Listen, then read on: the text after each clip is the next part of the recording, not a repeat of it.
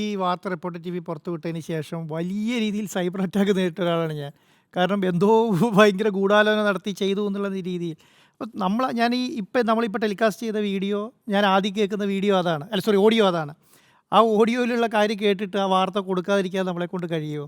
നിങ്ങളിപ്പോൾ കേട്ട ഓഡിയോനെ കുറിച്ചിട്ടാണ് ഞാൻ പറയുന്നത്. ആ ഓഡിയോ കേട്ടിട്ട് നമുക്ക് എന്തെങ്കിലും ചെയ്യാതിരിക്കാൻ പറ്റുമോ? പിന്നെ അങ്ങനെയാണെങ്കിൽ നമുക്കൊരു മാധ്യമ നടത്തേണ്ട കാര്യമില്ലല്ലോ. അതാണ് ഞാൻ ആദ്യം തുടങ്ങിയേ പറഞ്ഞുകൊണ്ടിരുന്ന ഒരു കാര്യം എന്ന് പറയാം. രാഹുൽ മാങ്കൂട്ടത്തിനെ സംബന്ധിച്ചിടത്തോളം അദ്ദേഹം തെറ്റ് ചെയ്തുകൊണ്ട് അദ്ദേഹത്തിന് അറിയാം, കോൺഗ്രസ്സുകാർക്ക് അറിയാം, നേതാക്കന്മാർക്ക് മുഴുവനും അറിയാം.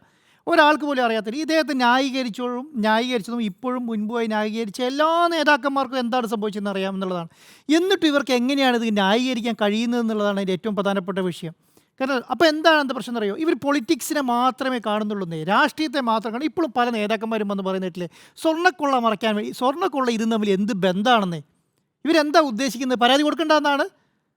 അല്ല, സ്വർണ്ണക്കൊള്ള കട്ടുകൊണ്ട് പോയതിനൊക്കെ ജയിലിൽ പോയി, അല്ലെങ്കിൽ ജയിലിൽ പോയിക്കൊണ്ടിരിക്കുന്നു. അതും ഇതും തമ്മിൽ എന്താ ബന്ധം? ഒരു പെൺകുട്ടീനെ പീഡിപ്പിച്ച് ഗർഭിണിയാക്കി ഗർഭചിത്രത്തിൽ നടത്താൻ വേണ്ടി അത് നിലവിളിച്ച് കരയുകയാണ്. ആ കുട്ടീനെ കുറിച്ചിട്ടാണ് ഇവർ ഈ പറഞ്ഞ് ന്യായീകരിച്ചുകൊണ്ടിരിക്കുന്നത്. ഇത് തമ്മിൽ അത് ഇലക്ഷനാണ് പോലും. ഇലക്ഷൻ്റെ പരാതി കൊടുക്കണ്ട. ഇവരെത്ര പേര് ഈ കുട്ടിയെ ഏതാണെന്ന് അന്വേഷിച്ച് പോയി? ഒരു ആശ്വാസവാക്ക് പറഞ്ഞോ? ഏതെങ്കിലും കോൺഗ്രസ് നേതാക്കന്മാരോ അല്ലെങ്കിൽ നേതാക്കന്മാരോ പോയി പറഞ്ഞോ? ആശ്വാസവാക്ക് പറഞ്ഞോ?